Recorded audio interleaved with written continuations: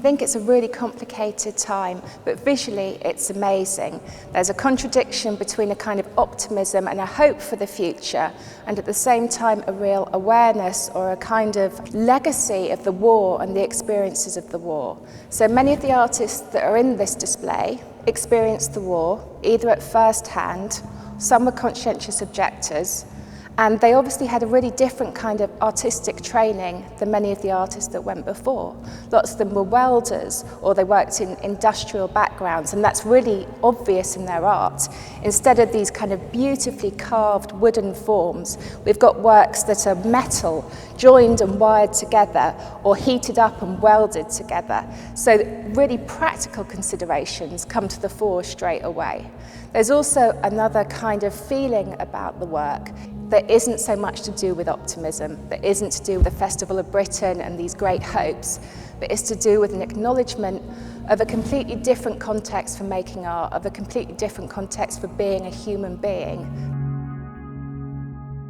This display focuses on sculpture during that post-war period and looks at a moment when 8 young British sculptors represented Britain at the Venice Biennial in 1952 and how they again encapsulated that feeling, that post-war feeling, described by Herbert Reed as a geometry of fear, looking at the destabilisation of the body again and a particular use of material as well.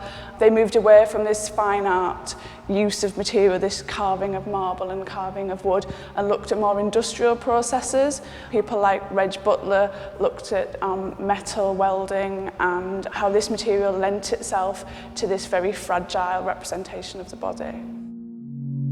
Geometry of fear is a really particular phrase that was coined by actually a Yorkshireman, a critic and writer called Herbert Reed.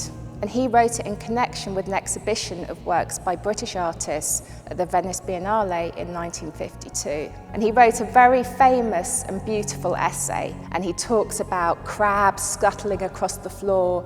He talks about the idea of a geometry of fear. And he talks about artists as being particularly connected or representing of a psychological response to the war, and that coming through in their artwork.